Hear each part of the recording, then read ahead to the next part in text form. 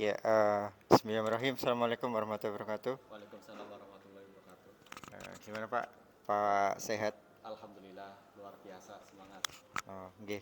Hari ini saya akan melakukan percakapan nih dengan Pak. Oh ya, perkenalkan dulu, ini adalah Pak Wahyudin, guru geografi di SMA Negeri 2 Brebes. Oke, nggih Pak. Jadi tindak lanjut yang kemarin Pak, Ya. saya akan melakukan observasi di kelasnya Bapak.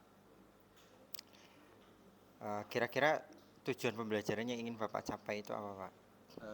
Tujuan pembelajaran yang ingin saya capai pertama adalah anak itu mengetahui terutama tentang pembentukan bumi itu seperti apa, bahan penyusunnya seperti kayak litosfer, ya kan, barisfer, astenosfer dan lain-lain.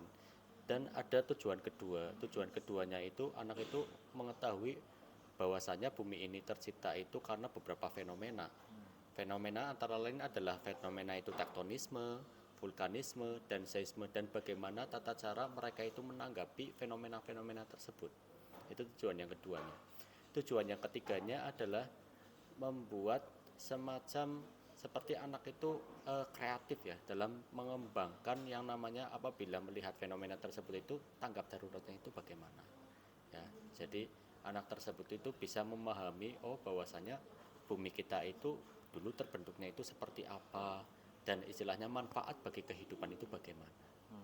Itu tujuan Ya. pembelajaran ini. Jadi tadi ada litosfer ya salah satunya ya Litosfer Pak. Terus ya. juga tadi ingin mengenalkan kepada siswa ya bagaimana tanggap bencana tadi ya. Iya, Terus juga eh, pembelajaran kedepannya. iya. Oke Pak, kira-kira eh, strategi apa ini Pak yang akan Bapak terapkan nanti di pembelajaran di dalam kelas Pak? Ya, strategi yang pembelajaran dalam kelas itu campuran ya. Campuran di sini itu saya sebagai guru itu menerangkan, tapi hanya sekedar intinya saja. Di sini saya itu sebagai fasilitator dan anak itu istilahnya yang mencari materi tersebut atau yang disebut dengan discovery learning. Jadi nanti antara perpaduan seperti itu. Terus strateginya itu apa? Strateginya nanti saya menyiapkan yang namanya LKPD. LKPD, terus ada PowerPoint, ya kan. Setelah itu anak itu presentasi, ya kan, memaparkan hasil diskusinya dan istilahnya menyimpulkan pembelajaran yang sudah didapatkan dan manfaatnya bagi mereka semuanya. Seperti itu. Banyak ya Pak tadi ya Pak. Jadi ada LKPD, ada Ada LKPD. discovery learning gitu Iya. ya. Jadi kira-kira apa namanya, area kembangan yang ingin Bapak capai itu yang mana Pak nanti di dalam proses pembelajaran di kelas? Ya, area yang saya kembangkan itu harapannya itu mereka menyadari betul bahwasanya semua fenomena yang ada di bumi ini itu ada sebab musababnya. Ya, dan area yang kembangkan itu area keterampilan. Bagaimana mereka itu dalam mengemukakan pendapatnya, mempresentasikan hasil diskusinya, dan istilahnya dalam hal ini adalah melatih yang namanya percaya diri ya, percaya diri karena pada dasarnya anak itu memiliki potensi tergantung dari gurunya memberikan ruang atau tidaknya. Nah, kita akan melatih anak tersebut itu supaya tampil dan istilahnya memikirkan yang namanya kreativitas anak, bagaimana menyikapi ya dalam hal ini itu bernalar kritis. Kalau kita dalam profil pelajar Pancasila itu kan bernalar kritis. Terus di situ juga ada segi gotong royongnya, ada segi mandirinya, dan terakhirnya ada segi yang namanya apa, kembalikan lagi kepada ini penciptaan Tuhan, berarti beriman dan bertakwa kayak gitu. Jadi ada segi-segi profil Pancasilanya yang saya tanamkan dalam pembelajaran kali ini seperti itu Pak. Oh iya, untuk media pembelajarannya seperti apa nantinya Pak? Kira-kira sudah Bapak sudah menyiapkan atau sudah jadi atau seperti apa gitu Pak? Ya, untuk media yang untuk medianya sudah saya siapkan semuanya. Tadi yang sudah saya sebutkan ada yang namanya lembar kerja siswa LKPD ya. Terus ada PowerPoint ya kan. Terus di situ juga ada media mungkin pada saat pengerjaan itu diselingi dengan musik-musik relaksasi supaya mereka itu nyaman ya, dan istilahnya supaya pembelajaran itu tidak terkesan monoton. Jadi ada aktivitas-aktivitas lainnya. Jadi saya juga kembangkan di sini itu sebagai study center, murid yang mencari materi, bukan sayanya yang istilahnya menggunakan materi, seperti itu Pak. Oke, tadi ini ya menarik ya, tadi muridnya mencari materi. Materinya itu dari sumbernya dari mana saja mungkin Pak? Ya, sumbernya itu dari pertama adalah buku pegangan mereka, ya seperti kayak LKS, terus buku paket, dan salah satunya adalah media internet. Karena juga kita tidak lepas dari yang namanya inovasi dan kreativitas, kita juga harus mengembangkan yang namanya iptek. Ya, kalau kita terpaku dengan yang namanya LKS saja terus sesuai dengan buku, pemikiran mereka itu tidak akan berkembang. Jadi mereka dibuat yang namanya sekreativitas mungkin, dan mungkin pada endingnya adalah pada dasarnya nanti mereka itu akan membuat sebuah mahakarya yang berkaitan dengan materi yang sudah mereka pelajari, mungkin saja menggunakan Canva atau apa seperti itu Pak. Ya, keren ya Pak, luar biasa. Kira-kira ini Bapak akan eh, mengimplementasikannya kapan ini Pak? Untuk implementasinya itu insya Allah besok ya, besok. Jadi untuk yang Jam namanya keberapa mungkin Pak? Jam keberapa, terus kelas berapa? untuk jamnya itu ya jam itu ya intinya pagi, pagi ya sekitar jam ke 5-6 ya. Jadi nggak terlalu siang juga, itu ada di kelas 10-11. 10-11 nggih. Jadi di situ kenapa saya pilih 10-11, karena saya lihat potensi dari mereka itu memang kritis ya, kritis dan aktif, dan ini mungkin merupakan dari pembelajarannya itu nanti akan menarik seperti apa, nanti kita lihat begitu Pak. Oke Pak, nanti saya izin untuk mencatat gitu ya Pak, observasi gitu ya Pak di kelas 10-11 nggih. Dari insya Allah besok ya saya akan masuk ke kelasnya Bapak. Kira-kira Pak, dari percakapan kita kali ini apa sih Pak yang Bapak dapatkan? Yang saya dapatkan adalah, saya pertama adalah memahami bahwasanya nanti besok kan kita sebagai seorang guru harus mempersiapkan diri untuk bagaimana tata cara kita mengelola kelas, dan harus memikirkan tujuan yang hendak akan dicapai dengan strategi pembelajaran yang bagaimana. Biasanya kita lihat yang namanya para pendidik itu yang penting ngajar. Nah, ini yang salah kaprah. Kita harus memiliki strategi dan metode tertentu supaya kelas itu berjalan aktif dan tidak terkesan itu monoton. Dan kita juga harus sesuaikan dengan kurikulum yang sekarang, yaitu kurikulum merdeka. Kurikulum merdeka di sini itu yaitu berpihak pada murid. Berarti istilahnya murid itu semaunya itu bagaimana, apakah nanti murid tersebut itu pengen diselingi dengan musik, ya kita nanti sediakan musik dalam pembelajaran supaya menarik, seperti itu. Jadi hanya transfer ilmu atau kita sekedar ingin menyelesaikan materi saja ya Pak, tapi ada apa namanya, hal yang ingin dicapai ya Pak.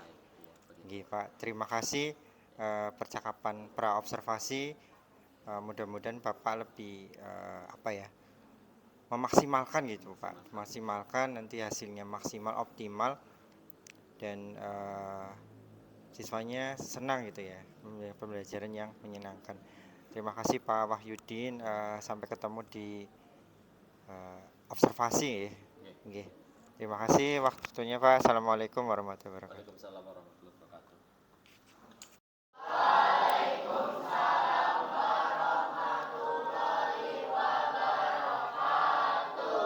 Selamat siang. Ya, salam sejahtera bagi kita semuanya. Oke, bagaimana kabar kalian hari ini? Ya, alhamdulillah baik ya.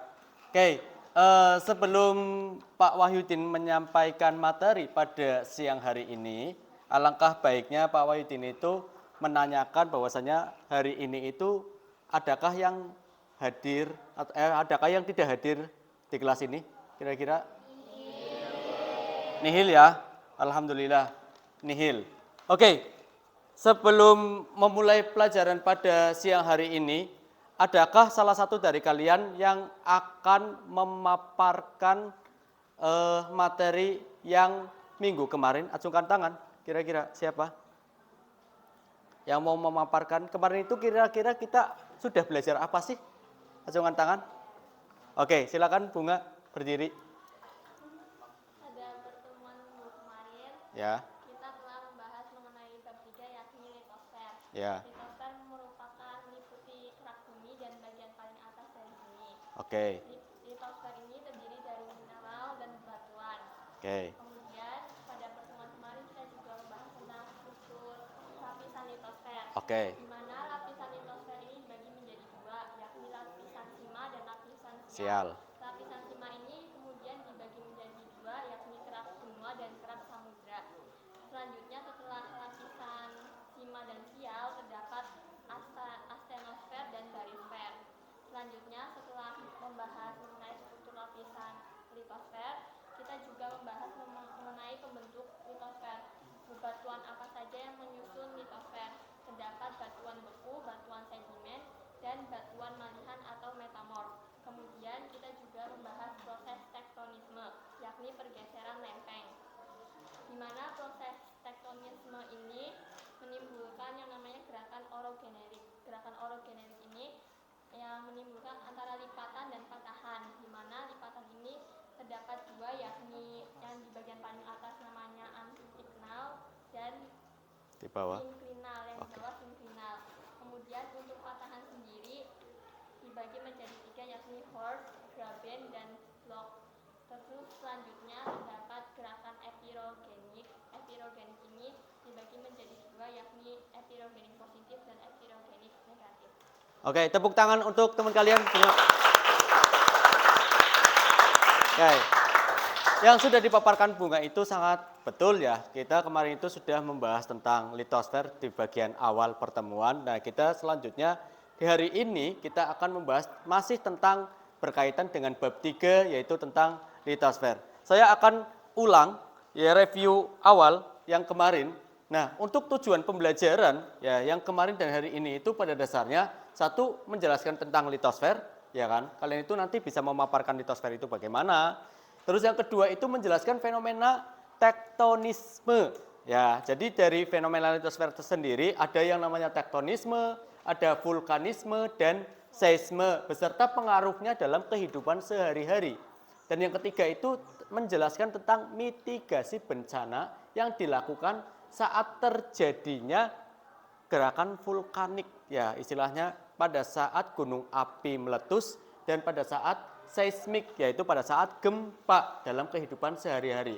Opsionalnya adalah mengamati fakta unik akibat gejala litosfer di sekitar lingkungan. Oke. Dimensi profil pelajar Pancasila di sini itu pertama adalah nanti kalian itu mandiri, ya kan? Terus nanti bergotong royong dan bernalar kritis. Ya kan, kalian mengamati situasi yang ada, apa yang harus kalian lakukan nantinya. Oke. Selanjutnya, tahukah kalian ya bahwasanya bumi itu terdiri atas berbagai lapisan yang berfungsi untuk menjaga kelangsungan hidup. Dan bumi ini yang seperti yang sudah dijelaskan oleh teman kalian Bunga, yaitu ada yang namanya karakteristik yang berbeda-beda. Ada yang namanya barisfer, ada yang namanya astenosfer, bahkan ada yang namanya litosfer sendiri atau yang disebut dengan kerak bumi atau kulit bumi. Nah, dan semuanya itu berdampak pada yang namanya kehidupan kita. Entah itu kehidupan manusia, kehidupan flora dan fauna. Oke. Selanjutnya, apa itu litosfer? Litosfer adalah lapisan batuan atau kerak yang membentuk kulit bumi. Kita lihat dengan gambarnya, ada disebut dengan barisfer, itu inti bumi. Terus di atasnya lagi itu ada yang disebut dengan astenosfer, yaitu inti luar yang terdiri dari dua lapisan. Ingat-ingat, ada yang disebut dengan lapisan sial dan ada yang disebut dengan lapisan sima. Dan di atasnya lagi ada yang disebut dengan kerak. Nah, ini yang disebut dengan litosfernya. Kita fokusnya kepada kerak buminya. Ya, kerak bumi terbagi menjadi dua macam. Ada yang disebut dengan istilahnya lempeng bumi samudra, ya kan? Lempeng samudra dan lempeng benua. Oke. Selanjutnya, ya, dari litosfer sendiri, ya, kalian tadi sudah mengetahui juga yang kemarin juga bahwasanya batuan pembentuk litosfer itu ada 3 macam. Pertama adalah batuan beku atau igneous, ya kan? Dan yang kedua adalah batuan sedimen, dan yang ketiga adalah batuan metamorf. Ya, batuan beku terdiri pertama ada yang namanya batuan granit. Ya, yang bentuknya seperti itu, terus ada yang namanya batu apung, ya. Dan yang ketiga itu ada batu pumice dan batu obsidian. Dan batuan beku di sini merupakan batuan yang terbentuk dari dalam bumi atau perut magma. Terus yang kedua adalah batuan sedimen. Salah satu batuan sedimen sendiri itu akibat apa sih? Akibat adanya pengangkutan atau yang disebut dengan sedimentasi. Ya, pertama ada yang disebut dengan batu pasir, ya, sandstone, ya. Terus ada yang disebut dengan batu kapur, limestone, ya kan? Dan ada yang namanya batuan batuan tanah yang terbentuk dari dalam tanah sendiri, ya. Terus ada yang namanya konglomerat dan ada yang namanya gypsum. Itu termasuk dari yang namanya batuan sedimen. Yang ketiga itu adalah batuan metamorf. Batuan yang terbentuk akibat jebakan, ya. Atau batuan di sini itu terjebak. Salah satunya adalah marble dan ada slate, ada quartzite dan jenis. Ya. Oke, yang namanya shale sendiri itu di sini termasuk dari yang namanya batuan lempung, ya, batuan lempung, shale. Nah, kita juga kilas balik bahwasanya di dunia ini itu memiliki yang namanya 17 lempeng yang ada di dalam dunia ini. Salah satunya adalah lempeng yang ada di Indonesia. Lempeng di Indonesia sendiri itu ada 3 macam lempeng. Pertama adalah lempeng Indo-Australia yang terus ke utara. Sedangkan lempeng Eurasia yang terus ke selatan. Dan ditambahkan lagi ada yang namanya lempeng Pasifik yang terus ke barat. Nah, dan di sini itu pertemuan 3 lempeng tersebut yang mengakibatkan adanya getaran tektonik atau yang disebut dengan tektonisme. Dan gejalanya dinamakan dengan gempa tektonik. Ini ada lempeng-lempeng yang ada di dunia. Oke, dari adanya gerakan yang namanya litosfer sendiri mengakibatkan adanya tenaga, 2 tenaga. Pertama adalah tenaga endogen dan yang kedua adalah tenaga eksogen. Tenaga endogen di sini itu akan mengakibatkan beberapa pengaruhnya.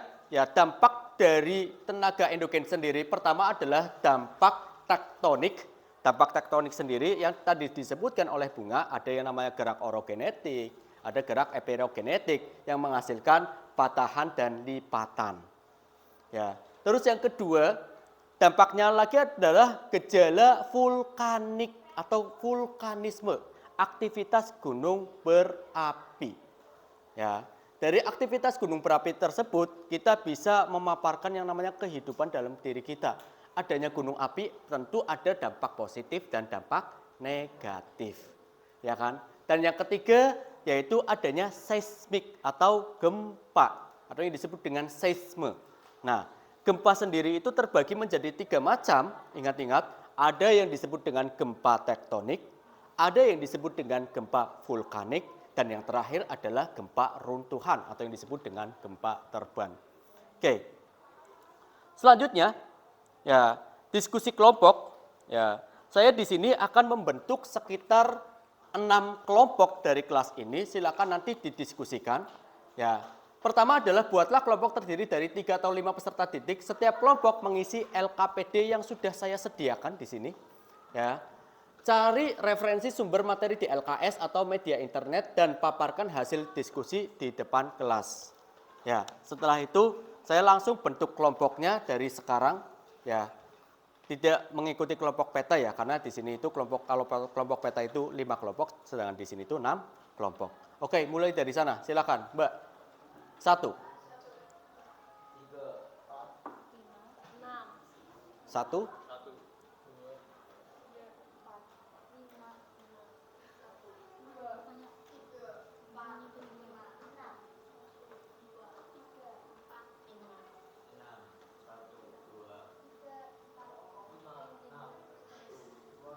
Oke. Ya, silakan tanpa bersuara kalian membentuk kelompok dalam hitungan kelima. 1, tanpa suara.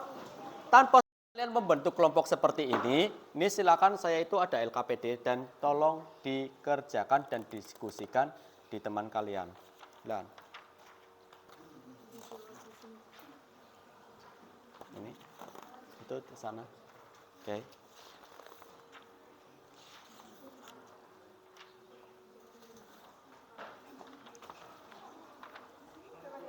Ya. Ya. Dikerjakan di langsung LKPD-nya langsung. Ya. Ya, silakan langsung dikerjakan.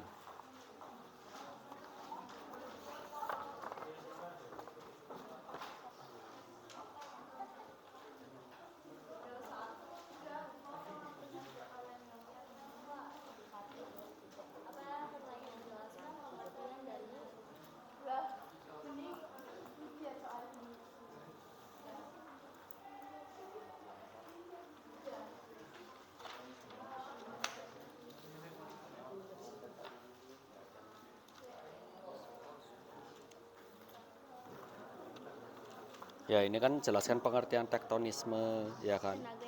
Terus istilahnya orogenetik itu apa dan lain-lain, itu dipaparkan semuanya. Ya.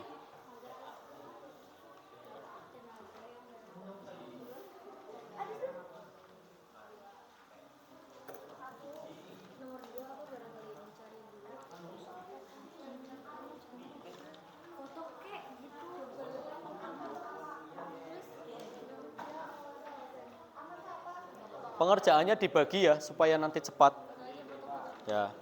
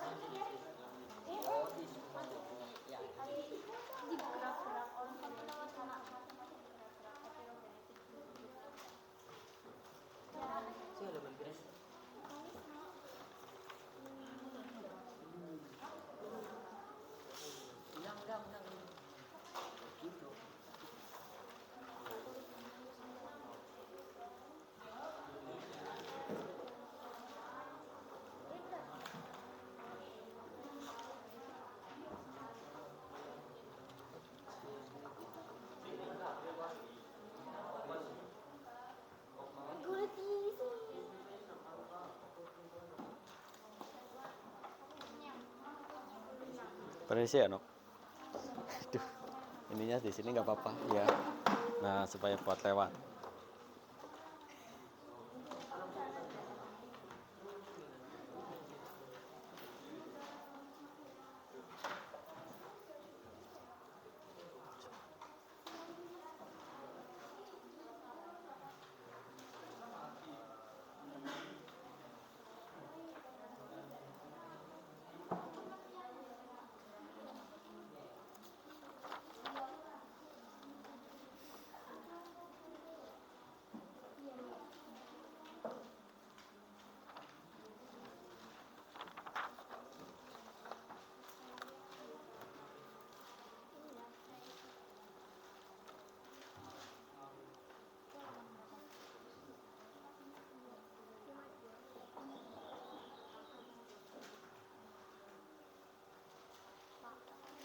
Ya.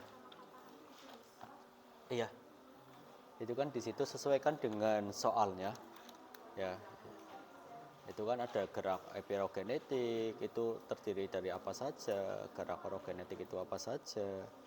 Dan itu kan ada teori, terus ini jawabannya itu secara kontekstual, ya kan? Terus teori lagi, kontekstual lagi, teori lagi, kontekstual lagi.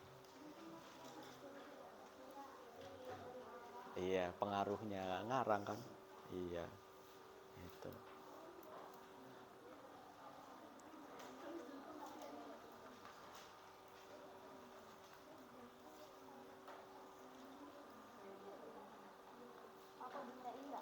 Sudah.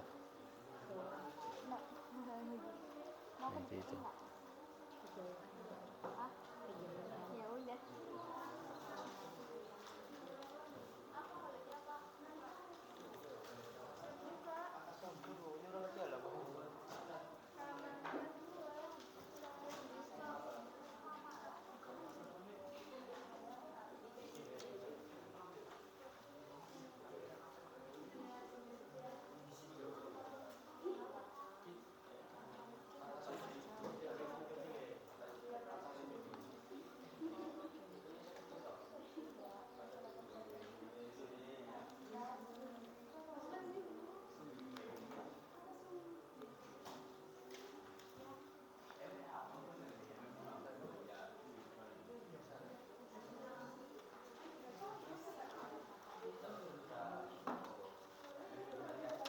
penyebabnya semua sini.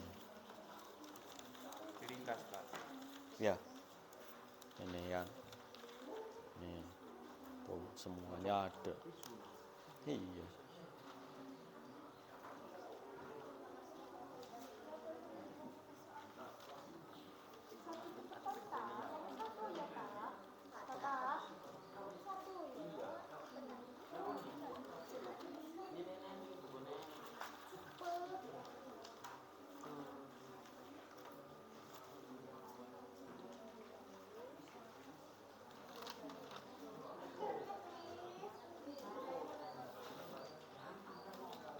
Bisa, ada kendala? Oh, ada. Ayo langsung dikerjakan.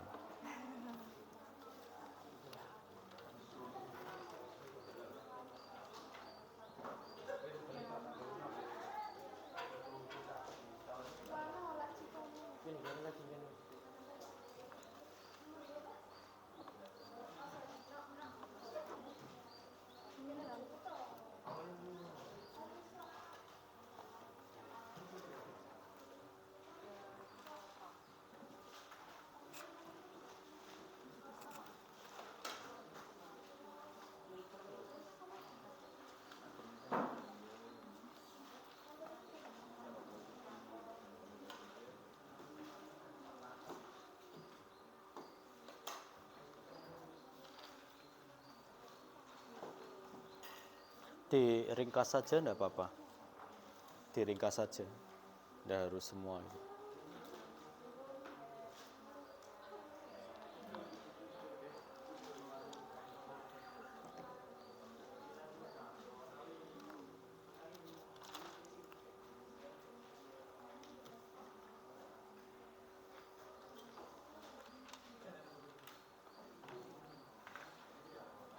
Di sini nih. Ini kan ada banyak kan. Banyak ini bisa diringkas-ringkas. Jadinya penjelasan pengertian lipatan itu apa gitu toh. Terdiri dari apa saja kayak gitu. Enggak usah harus semua.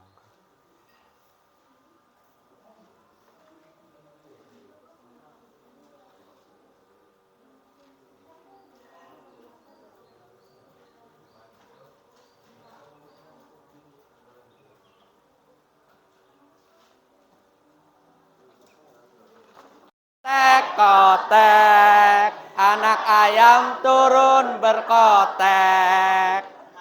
Teko teko tek kotek, anak ayam turun berkotek. Anak ayam turunlah, mati satu tinggallah satu. Anak ayam lah satu, mati satu tinggal induknya. Teko teko teko tek, anak ayam turun berkotek. Teko teko teko tek, anak ayam turun berkotek. Oke, tepuk semangat. Semangat. Semangat. Dari tepuk tangan untuk kita semua. Oke, ya.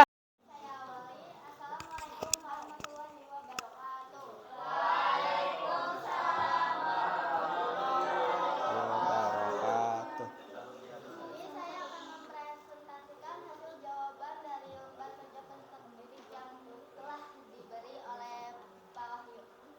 Pertama, jelaskan pengertian tektonisme, meliputi macam-macam gerak orogenetik dan macam-macam gerak epirogenetik. Tektonisme adalah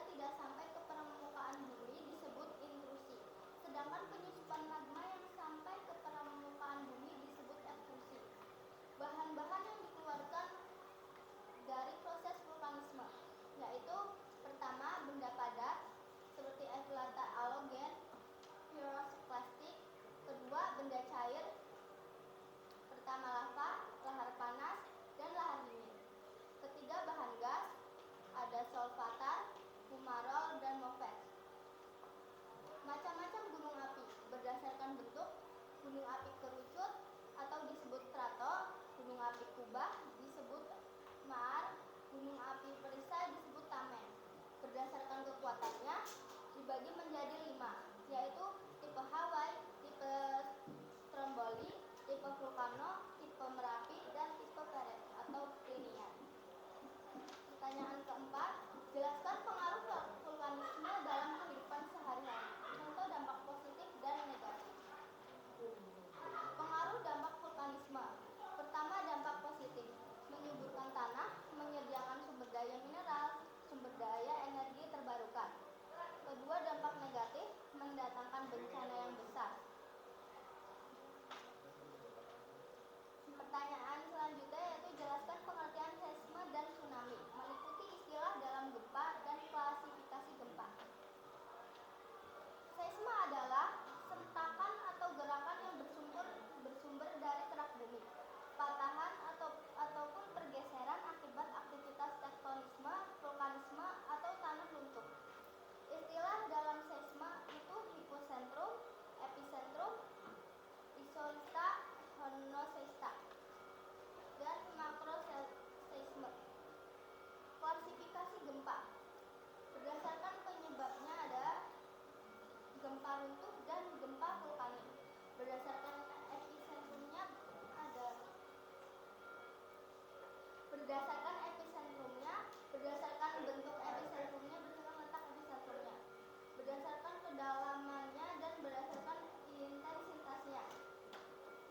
Tsunami adalah rangkaian gelombang laut yang menjalar dan dengan kecepatan 900 km per jam, terutama diakibatkan oleh gempa bumi yang terjadi di dasar laut.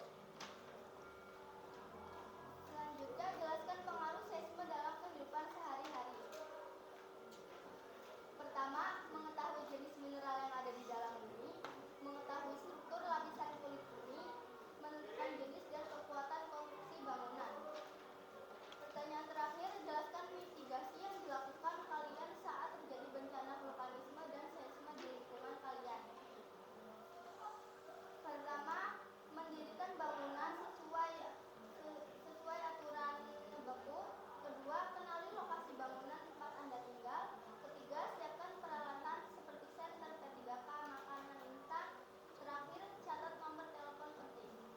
Ya. Itu saja, sekian dari saya. Mohon maaf jika ada kekurangan kata.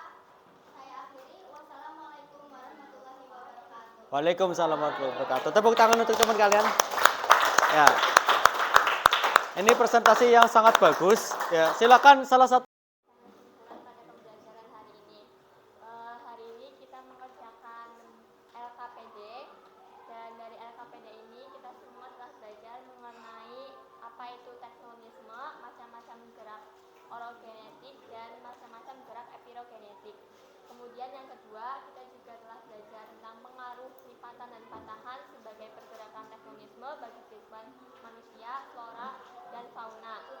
Serta kita telah belajar mengenai vulkanisme, mengenai penyusupan magma, bahan-bahan yang dikeluarkan, dan apa saja macam-macam gunung Merapi. Kemudian kita juga telah belajar pengaruh vulkanisme dalam kehidupan sehari-hari seperti dampak positif dan dampak negatif yang telah disebutkan oleh Selin tadi. Kemudian kita juga belajar mengenai apa itu seisme atau gempa bumi dan tsunami, di mana meliputi istilah dalam gempa bumi dan klasifikasi gempa. Kemudian kita juga belajar pengaruh seisme dalam kehidupan sehari-hari, dan yang terakhir ialah kita belajar tentang apa saja yang akan kita lakukan pada saat terjadi bencana vulkanisme dan seisme di lingkungan sekitar kita. Sekian kesimpulan pada pembelajaran hari ini. Terima kasih. Wassalamualaikum warahmatullahi wabarakatuh. Waalaikumsalam warahmatullahi wabarakatuh. Tepuk tangan untuk teman kalian. Ya. Oke, setelah pembelajaran sudah pemaparan setiap kelompok, ya kan. Terus tadi juga ada yang sudah menyimpulkan. Pak Wahyudin di sini itu akan menyampaikan beberapa istilahnya hasil dari pembelajaran pada siang hari ini. Ya, pada dasarnya adanya gerakan tektonisme, adanya gerakan vulkanisme, adanya gerakan seisme, itu merupakan kodrat dari Allah Subhanahu wa taala yang dampaknya kita rasakan. Kita sebagai manusia itu wajib bersyukur. Ya, adanya gunung api, tanah kita itu berarti subur. Ya, apalagi Indonesia itu terkenal dengan yang namanya tanah yang paling subur di antara negara-negara yang lainnya. Sehingga kita dapat melangsungkan kehidupan kita dan berbangsa serta bernegara untuk kelangsungan kehidupan di masa yang akan datang. Dan seterusnya, untuk pembelajaran yang akan datang, kita akan mempelajari tentang tenaga eksogen. Sampai di sini kira-kira ada pertanyaan? Ya, kalau tidak ada pertanyaan, Pak Wahyudin akhiri, cukup sekian dari saya. Terima kasih. Tetap semangat, tetap kompak, dan jaga selalu kesehatan. Wassalamualaikum warahmatullahi wabarakatuh.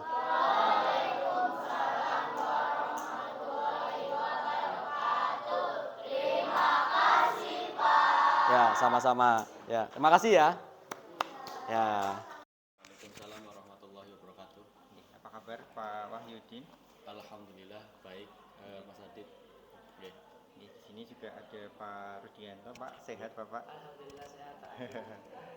Nggih, Pak Wahyudin, jadi kemarin saya sudah masuk ke kelas jenengan nggih untuk melakukan observasi gitu ya, supervisi akademik.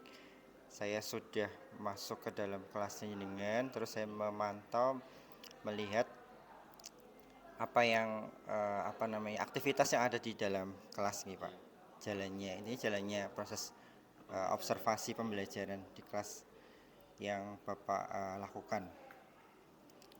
Oke Pak, jadi tujuan mengevaluasi sejauh mana proses pembelajaran yang sudah Bapak lakukan kemarin nih Pak.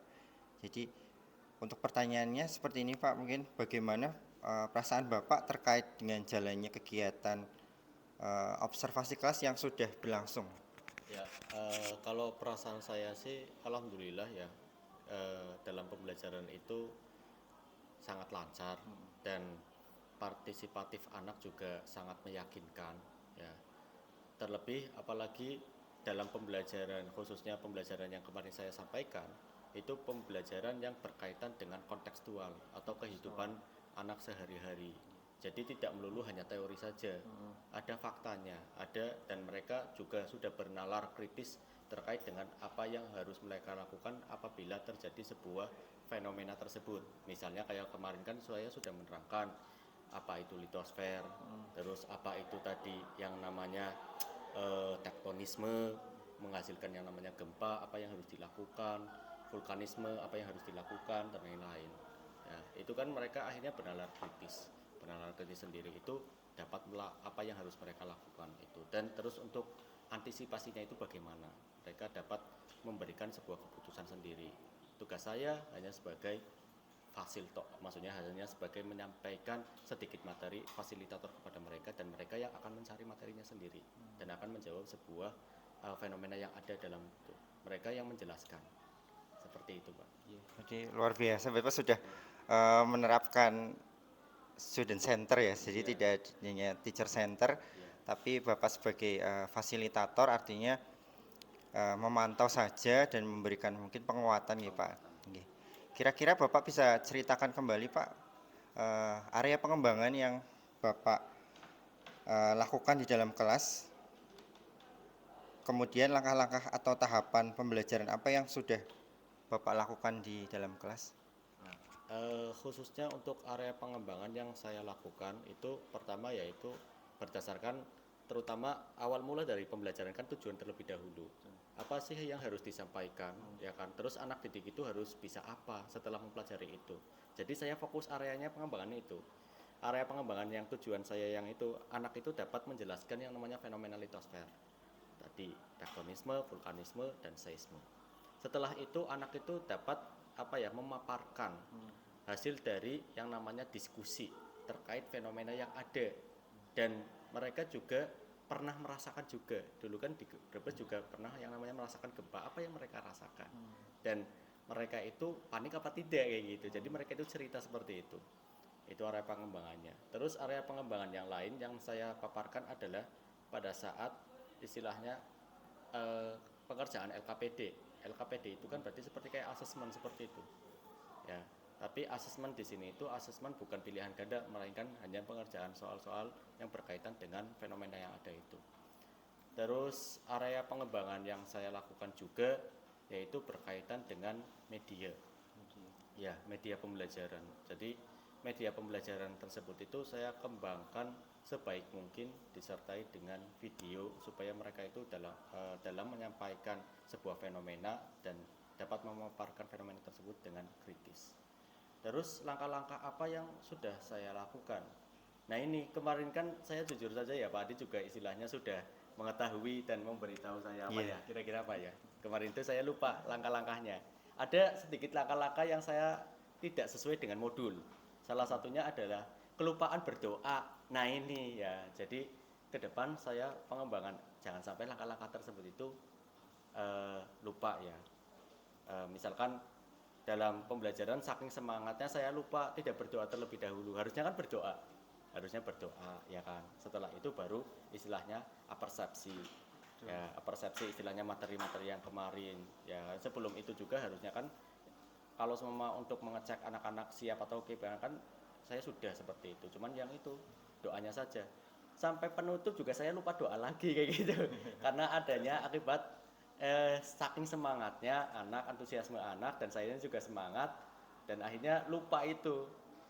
Terus juga tapi alhamdulillah tidak sampai secara tragisnya itu tetap ada motivasi ya yang didapatkan untuk anak itu nanti belajar lebih giat lagi dan istilahnya semangat lagi dalam nanti mempelajari bab berikutnya seperti itu. Iya, kemarin tuh sudah luar biasa, sudah lengkap, sudah ada ice breakingnya, sudah ada LKPD-nya, ada presentasi di depan kelas juga.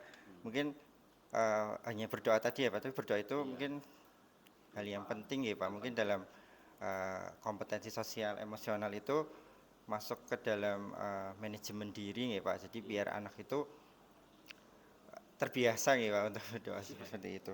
Nggih, baik Bapak. Dari pengembangan yang Bapak sampaikan tadi, apakah sudah gimana Pak? Berhasil Pak?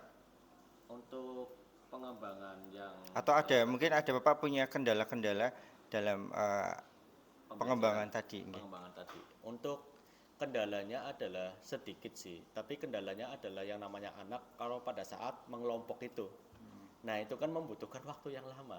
Nah, saya akhirnya kemarin itu saya siasati itu saya berikan waktu dan mengelompok tanpa suara gitu. Mereka mengelompok sendiri kayak gitu kan. Dan benar-benar saya sebagai seorang guru dalam kelas tersebut itu apa ya istilahnya selalu melihat jam gitu kan.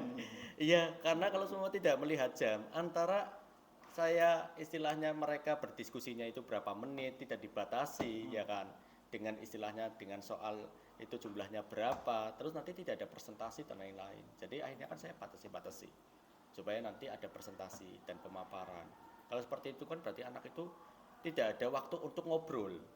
Nah ini kadang-kala kendalanya adalah kalau semua dalam diskusi itu ada anak yang bekerja giat ada anak yang tidak bekerja yang kayak gitu hanya numpang nama saja. Nah ini mensiasati supaya bekerja semua itu kita sulit untuk dilakukan. Kalau semua kita istilahnya sampai menegurnya itu salah juga kayak gitu kan, karena itu kelompok dan lain-lain. Nah, kadang-kala kalau semua saya berikan kepada anak tersebut, silakan bentuk kelompok sendiri. Pasti anak tersebut itu memilih kelompok-kelompok anak-anak yang rajin-rajin, sedangkan yang tidak rajin itu enggak. Dan akhirnya kadang-kala kalau semua saya dibentuk itu kadang-kala ada anak yang protes juga ya Pak kok saya kelompok dengan si A sih si A kan males dan lain-lain. Nah itu kendala-kendala yang saya hadapi dalam kelas karena memang kita sudah mengetahui bahwasanya setiap peserta didikan mempunyai keunikan masing-masing karakteristik masing-masing dan yaitu diferensiasinya itu yang saya sulit untuk dilakukan kayak gitu kecuali saya guru SD. Kalau guru SD kan saya sudah paham nih karakternya, terus apa yang harus dilakukan di kelas itu saja. Saya kan guru SMA, berbagai kelas. Untuk melaksanakan yang diferensiasi saya belum sepenuh.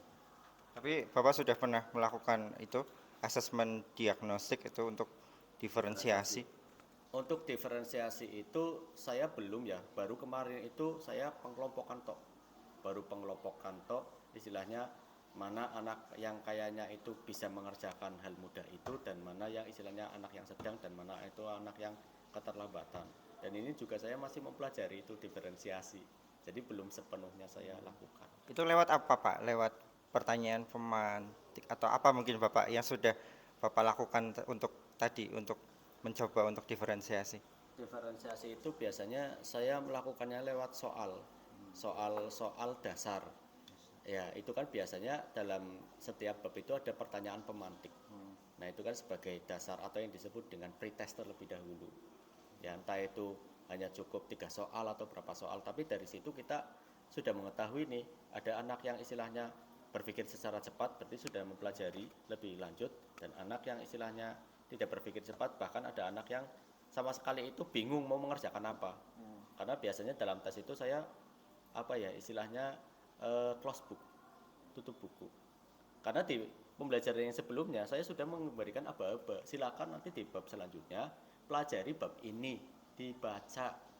Nah, itu saja anak itu enggak kayak gitu. Jadi sekarang itu memang untuk karakteristik anak itu berbeda ya, antara anak dulu dengan anak sekarang. Ya, kita sebagai seorang pendidik harus mengetahui itu dan harus memaklumi ya, setiap anak yang memiliki yang istilahnya kodratnya masing-masing sih ya, kodrat sesuai dengan zamannya. Zamannya saya tidak sama seperti zamannya mereka gitu. Zamannya saya mungkin lebih fokus karena tidak ada HP dan lain-lain, tapi zamannya mereka banyak godaan kayak HP dan lain-lain.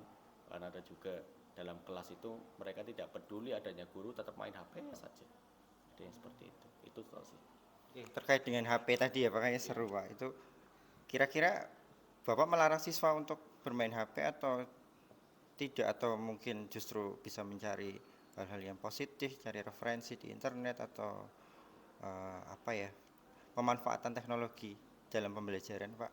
Kalau istilahnya itu sekarang TPACK ya. TPACK.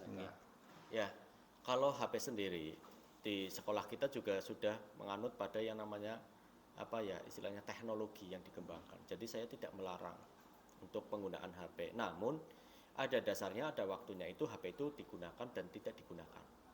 Sebagai contoh, pada saat pembelajaran saya, walaupun saya itu hanya menerangkan sedikit, mereka harus benar-benar fokus apa yang saya katakan, apa yang ada dalam pembelajaran itu, supaya mereka itu memahami tujuan pembelajarannya dan lain-lain. Namun ada kalanya pada saat sesi diskusi, saya malah memperbolehkan mereka itu untuk membuka HP, untuk mencari sumber referensi yang lain supaya wawasannya itu lebih luas. Tapi kalau seandainya pada saat sesi diskusi itu tidak diamati dengan baik, mereka itu bukannya yang lain, bukan buka materi, melainkan main game, ya kan, main game, ya Mobile Legends dan lain-lain. Kalau nggak main game ya chattingan dengan siapanya gitu. Seperti itu. Bahkan kemarin saja saya kejadian itu ada anak pas pembelajaran saya, yang lain itu fokus, dia di belakang itu main HP. Setelah itu saya istilahnya nggak menegur sih, tapi saya beritahu kepada anak tersebut bahwasanya itu tidak baik, lebih baik HP-nya itu diletakkan, dan dia mengindahkan istilahnya HP tersebut diletakkan, dan saya lanjut pembelajaran. Tidak ada yang namanya arahan, cuman saya hanya memberitahu saja supaya dia itu fokus. Kayak gitu Pak. Setelah mungkin diskusi dengan Bapak, kira-kira gimana anaknya? Apakah masih anaknya itu mengakui kesalahan? Saya sih nggak istilahnya menuduh kamu itu salah, nggak. Saya nggak seperti itu. Jadi istilahnya anaknya itu menyadari kesalahannya, dan istilahnya saya bilang kepada anak tersebut, kamu istilahnya tadi menurut kamu sendiri apa yang kamu lakukan salah apa tidak? Dia menjawab, ya Pak, saya salah. Terus apa yang harus kamu lakukan? Tidak main HP pada saat jamnya pelajaran pawai kecuali disuruh. Oke, laksanakan. Kita ucapkan seperti itu toh. Udah. Tapi nanti coba istilahnya di pertemuan selanjutnya, coba di kelas itu dia masih main HP terus apa tidak. Kita lihat perkembangannya nanti. Begitu sih. Iya. Baik Pak. Kira-kira ini Pak, dari pembelajaran observasi kelas yang kita lakukan kemarin ya Pak, kira-kira ada yang ingin Bapak perbaiki lagi Pak, atau mungkin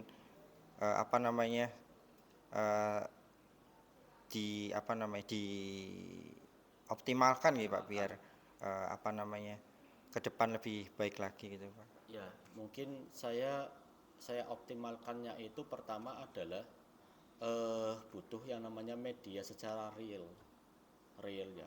Kemarin itu saya sempat berpikir mau membuat yang namanya morfologi terbuat dari yang namanya bubur kertas seperti itu. Iya, dan lain-lain, terus diwarnai supaya mereka juga mengetahui ada media real time-nya. Itu rencana kedepannya seperti itu. Karena pada dasarnya anak itu bukan hanya bisa melihat saja, bukan hanya bisa mendengarkan saja, tapi mereka itu secara fakta itu melihat dan bisa merasakan ya dengan indera perabanya, bukan hanya perasaannya saja, tapi mereka oh ya berarti ada morfologi landai, ada morfologi tidak landai, oh ini loh yang bentuknya gunung, ya kan, gunung itu seperti ini, oh ada reaksinya kayak gitu. Itu mungkin ke depan, jadi ditambahkan yang namanya media pembelajaran yang lebih menarik lagi, dicampur dengan tadi ya minimal Canva lah, ya itu minimal banget kayak gitu, menggunakan Canva, LKPD, terus ada itunya. SIG mungkin Pak, sistem informasi geografis. Kalau sistem informasi geografis itu mungkin bisa digunakan, namun kita lihat yang namanya pertama adalah sumber daya yang ada di sekolah. Karena itu berkaitan dengan pertama adalah istilahnya perangkat yang ada di komputer.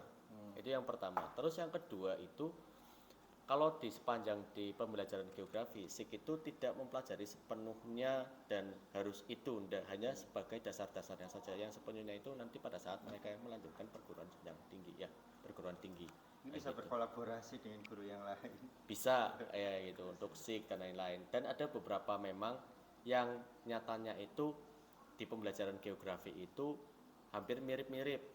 Kita bisa berkolaborasi dengan guru sosiologi tentang karena fenomena sosial. Kita bisa berkolaborasi dengan guru biologi karena di geografi juga ada istilahnya pelajaran mengenai biogeografi. Bio kan berarti kehidupan. Nah, kita mempelajari itu. Kalau semua guru biologi itu mempelajari tentang makhluk hidupnya, tentang peredarannya, kalau kita persebarannya, wilayahnya, tersebar dimanapun. Ya, nggak mungkin yang namanya beruang kutub itu berada di Arab Saudi, nggak mungkin. Itu kan pasti di kutub kayak gitu kan, gitu. Jadi kita mempelajari karakteristik wilayahnya. Kenapa di situ ada beruang kutub? Oh, di situ ternyata karakteristik wilayahnya seperti itu. Begitu pula manusia juga iya. Antara manusia yang tinggal di pantai dengan tinggal di pegunungan tentu berbeda. Akibat yaitu lingkungan, suhu dan lain-lain itu mempengaruhi. Pola pikir juga berbeda. Termasuk dari ucapan. Biasanya orang-orang pantai itu ucapannya itu kasar-kasar karena hembusan ombak biasa kayak gitu. Iya, orang-orang Pantura kan omongannya keras-keras gitu kan. Berbeda dengan orang gunung. Kalau orang gunung itu biasanya halus-halus karena tidak ada ya sepi seperti itu kan. Itu berkaitan dengan yang namanya lingkungan. Kayak gitu. Kira-kira nih Pak, kapan nih Bapak akan melakukan perubahan yang tadi sudah Bapak jelaskan tadi gitu Pak?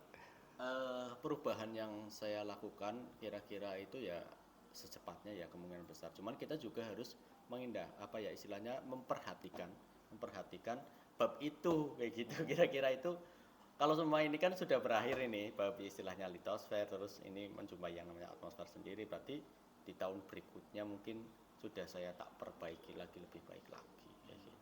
Jadi sesuaikan dengan babnya gitu. Kalau ini kan sudah mau mendekati PSAS kayak gitu. Jadi ini untuk bahan yang namanya refleksi saya sendiri dan evaluasi saya ke depan supaya lebih baik lagi.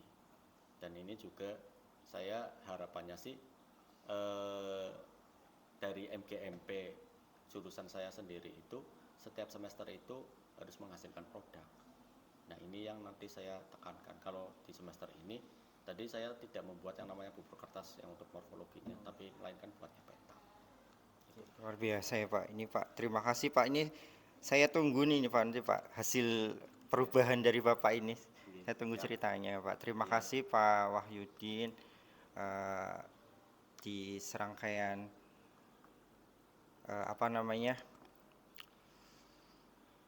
di serangkaian diskusi ini ya Pak. Maksudnya di serangkaian observasi ya, dari kita mulai dari pra-observasi gitu ya, terus saya observasi di kelas, dan ini hari ini adalah kita pasca observasi. Kira-kira apa yang Bapak dapatkan ini Pak dari percakapan kita kali ini Pak? Ya, yang saya dapatkan adalah saya merasa bahagia dan senang ya. Terutama saya itu diperhatikan kayak gitu kan, diperhatikan. Terus itu juga untuk evaluasi diri saya juga, karena saya senang kalau semua ada yang, oh berarti saya itu kalau semua dalam pembelajaran itu masih banyak kekurangan.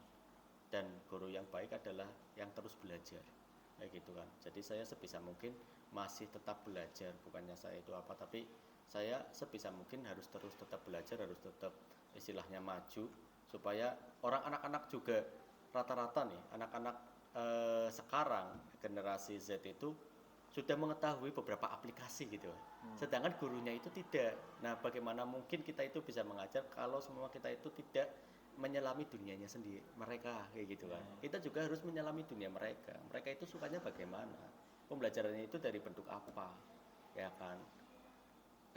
Saya meyakini anak-anak kalau semua disurvei satu persatu, kalau semua dibilang siapa guru favorit di sekolah ini misal ya, pasti anak-anak itu memilih guru-guru yang mengetahui yang namanya IT.